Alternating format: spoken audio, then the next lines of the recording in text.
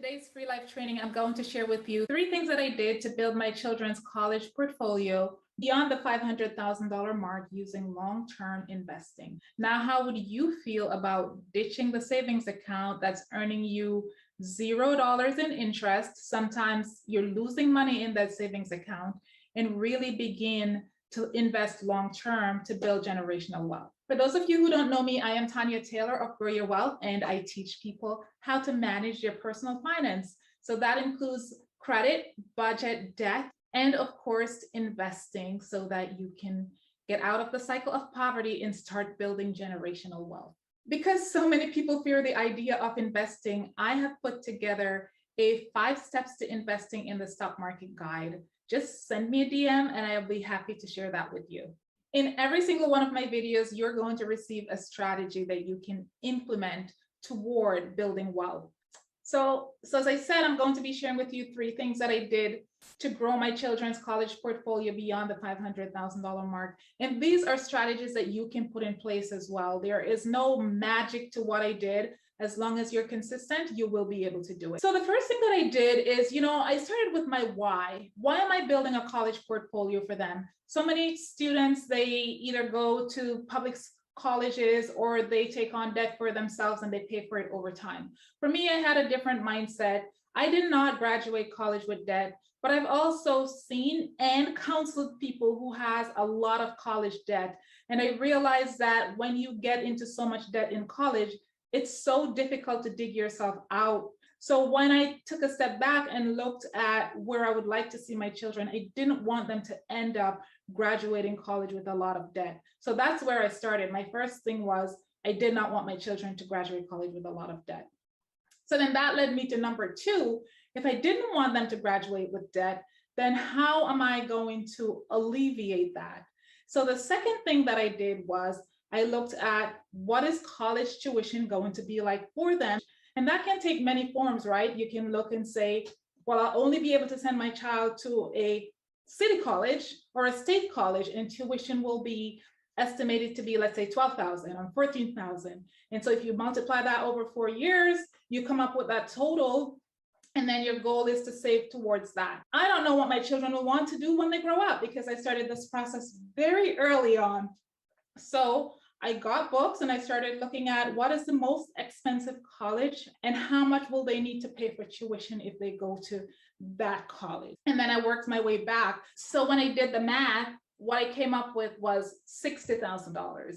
I decided that if I am able to save $60,000 over 4 years for each child, then I would be right around $500,000. Knowing that it's possible that I will have to save more because there could be schools that go up to $80,000. But at least that was my basis for savings. And how would I achieve this? And for me, it was a no-brainer. Long-term investing was the one thing. So that's number 3. What I did was I started investing. And I can tell you that I didn't start with a lot. I started out investing $50 per month. And over time, as I get more funds in, I would invest it. But the one thing that I did that was very consistent was that I always made sure that I was investing some amount of money. The second thing that I did as I was going through this step of investing is that I knew that I was investing for the long term. So I identified high quality companies. And based on that, I started doing my research and investing in those companies. Thirdly, I would always go back every year. So I'm not a person who look at my portfolio on a monthly basis. So every year I would go back. I would remind myself of what my goal is and see how am I doing when I measure myself towards my goal. I know that one thing, the stock market is going to keep fluctuating, but over the long term, it always returns a certain amount on your investment.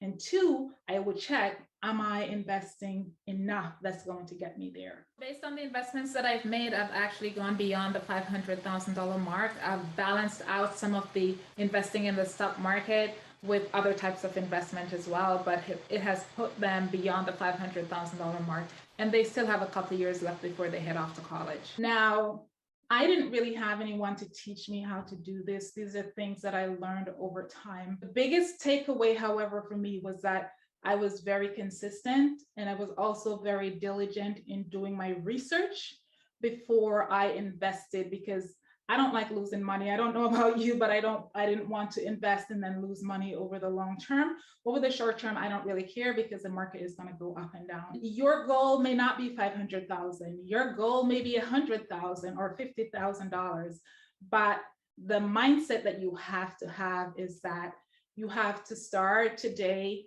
and you have to be consistent, and you have to be willing to put the work in. My children are totally expected to seek out as many scholarships as possible.